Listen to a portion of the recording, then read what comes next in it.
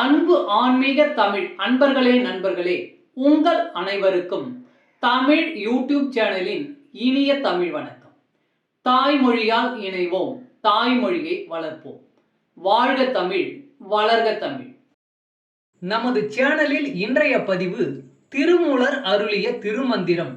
இந்த நூலில் உள்ள ஒவ்வொரு பாடலையும் விளக்கத்துடன் ஒவ்வொன்றாக தினம் ஒரு திருமந்திரம் என்ற தலைப்பில் அளிக்க உள்ளோம்.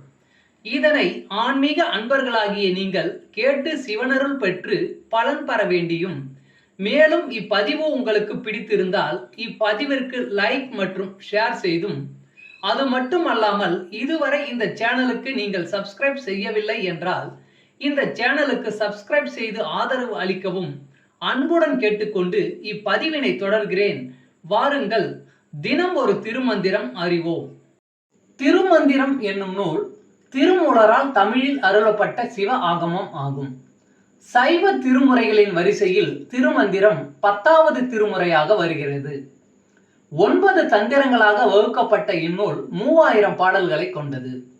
திருமந்திரம் பக்தி பிரபாவத்தில் ஆரம்பித்தாலும் அடுத்து உபதேசம், தத்துவம், யோகம், தியானம், சக்கரம், ஞானம் என்று பல விஷயங்களை பற்றி பேசுகிறது. திருமூலர் யோக பயிற்சி தரும் விதம் சுவாரஸ்யமான நடை.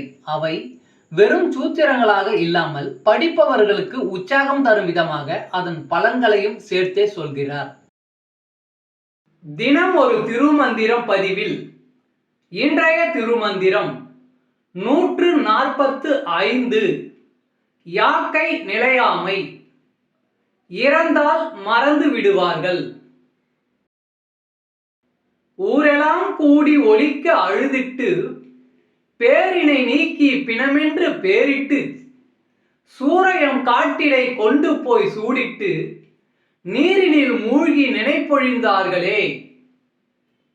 ஊரெல்லாம் கூடி ஒலிக்க அழுதிட்டு, பேரினை நீக்கி பிணமென்று பேரிட்டு, சூரையம் காட்டிடை கொண்டு போய் சூடிட்டு, நீரினில் மூழ்கி நினைப்பொழிந்தார்களே. பாடலின் விளக்கம். ஒருவர் தன் வாழ்நாள் முடிந்து இறந்தவுடன் அவரின் உற்றாரும் உறவினரும் கூடி ஓலமிட்டு அழுவார்கள். இறந்தவரின் பெயர் நீங்கி பிணம் என்று ஆகிவிடும்.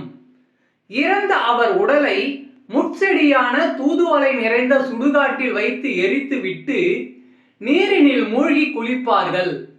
சிறிது நாட்களுக்கு பிறகு அவரை மறந்து விடுவார்கள். இது மனிதனின் சுபாவம்.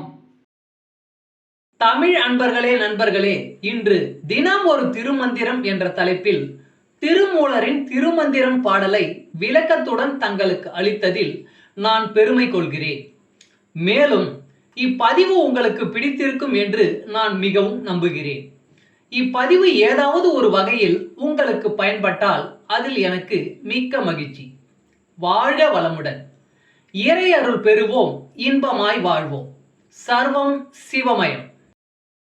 அன்பு ஆன்மீக தமிழ் அன்பர்களே நண்பர்களே, இவ்வீடியோ பதிவினை கேட்டு இன்புற்று ஆதரவு அளித்த அனைத்து தமிழ் உள்ளங்களுக்கும் எங்கள் உள்ளம் கனிந்த நன்றி.